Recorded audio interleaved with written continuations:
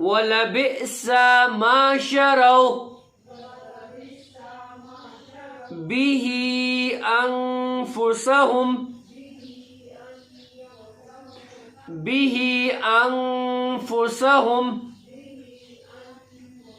لَوْ كَانُوا يَعْلَمُونَ وَلَوْ أَنَّهُمْ آمَنُوا واتقوا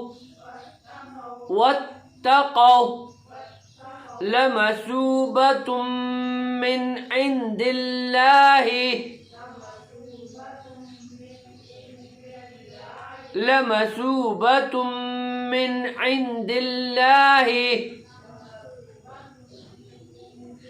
خير لو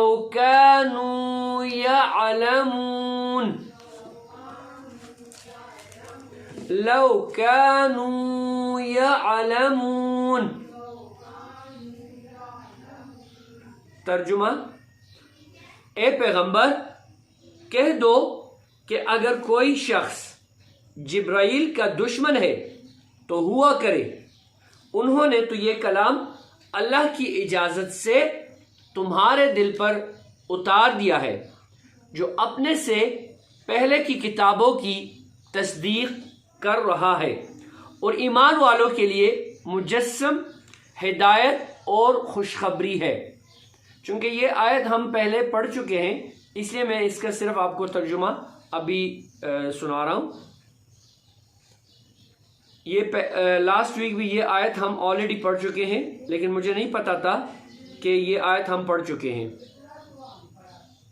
اگر کوئی شخص اللہ کا، اس کے فرشتوں کا اور رسولوں کا اور جبرائیل کا اور میکائیل کا دشمن ہے تو وہ سن رکھے کہ اللہ کافروں کا دشمن ہے، اور بے شک ہم نے آپ پر ایسی آیتیں اتاری ہیں جو حق کا آشکار کرنے والی ہیں، اور ان کا انکار وہی لوگ کرتے ہیں جو نافرمان ہیں۔ یہ آخر کیا معاملہ ہے کہ ان لوگوں نے جب کوئی عہد کیا، ان کے ایک گروہ نے اسے ہمیشہ توڑ پھینکا، بلکہ ان میں سے اکثر لوگ ایمان لاتے ہی نہیں، اور جب ان کے پاس اللہ کی طرف سے ایک رسول آئے جو اس تورات کی تصدیق کر رہے تھے جو ان کے پاس ہے، تو اہل کتاب میں سے ایک گروہ نے اللہ کی کتاب تورات اور انجیل کو اس طرح پس پشت ڈال دیا گویا وہ کچھ جانتے ہی نہ تھے کہ اس میں نبی آخر الزمان حضرت محمد مصطفیٰ صلی اللہ علیہ وآلہ وسلم کے بارے میں کیا ہدایات دی گئی تھی، اور یہ بنی اسرائیل ان منتروں کے پیچھے لگ گئے جو سلیمان علیہ السلام کی سلطنت کے زمانے میں شیاطین پڑھا کرتے تھے، اور سلیمان علیہ السلام نے کوئی کفر نہیں کیا تھا۔ البتہ شیاطین کو لوگوں کو جادو کی تعلیم دے کر کفر کا ارتکاب کرتے تھے، نیز یہ بنی اسرائیل اس چیز کے پیچھے لگ گئے جو شہر بابل میں ہاروت اور ماروت نامی دو فرشتوں پر نازل کی گئی تھی۔ یہ دو فرشتے کسی کو اس وقت تک کوئی تعلیم نہیں دیتے تھے جب تک اس سے یہ نہ کہہ دیں کہ ہم محض آزمائش کے لیے بھیجے گئے ہیں، لہٰذا تم جادو کے پیچھے لگ کر کفر اختیار نہ کرنا۔ پھر بھی یہ لوگ ان سے دو چیزیں سیکھتے تھے جس کے ذریعے مرد اور اس کی بیوی میں جدائی پیدا کر دے۔ ویسے یہ واضح رہے کہ وہ اس کے ذریعے کسی کو اللہ کی مشیت کے بغیر کوئی نقصان نہیں پہنچا سکتے تھے، مگر وہ ایسی باتیں سیکھتے تھے جو ان کے لیے نقصان دہ تھی اور فائدہ مند نہ تھی، اور یہ بھی خوب جانتے تھے کہ جو شخص ان چیزوں کا خریدار بنے گا آخرت میں اس کا کوئی حصہ نہیں ہوگا۔ یہ آیت، اس کا ترجمہ میں دوبارہ ریپیٹ کرنے لگا ہوں، دوبارہ اس کو ذرا سن لیجئے گا۔ مگر وہ ایسی باتیں سیکھتے تھے جو ان کے لیے نقصان دہ تھی اور فائدہ مند نہ تھی، اور وہ یہ بھی خوب جانتے تھے کہ جو شخص ان چیزوں کا خریدار بنے گا آخرت میں اس کا کوئی حصہ نہیں ہوگا۔ یہ اشارہ ہے جادو، ٹونا اور تعویذات کی طرف۔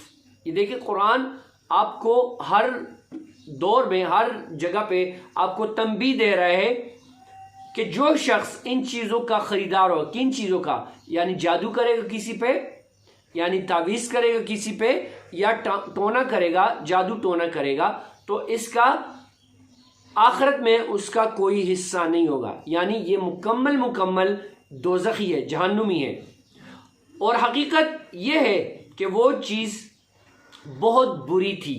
کیا بری تھی؟ یعنی جادو، یعنی تعویذ، گنڈے، جس کے بدلے انہوں نے اپنی جانیں بیچ ڈالی۔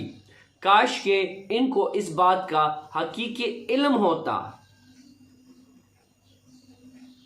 اب اس آیت کے شروع میں دیکھ لے تو یہ کہا گیا ہے کہ وہ یہ حقیقت جانتے ہیں کہ جو مشرکانہ جادو کا خریدار ہوگا اس کا آخرت میں کوئی حصہ نہیں، لیکن آیت کے آخری حصے میں فرمایا ہے کہ کاش وہ علم رکھتے، جس کا مطلب یہ ہے کہ انہیں اس حقیقت کا علم نہیں۔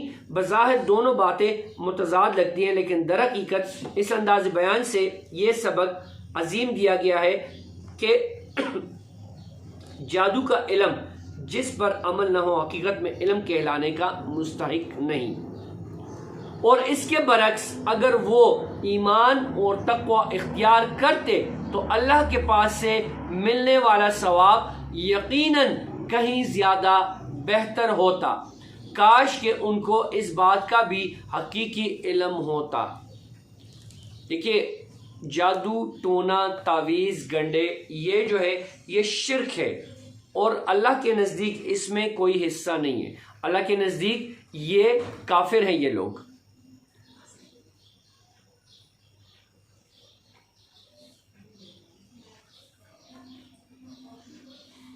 صدق اللہ العظیم۔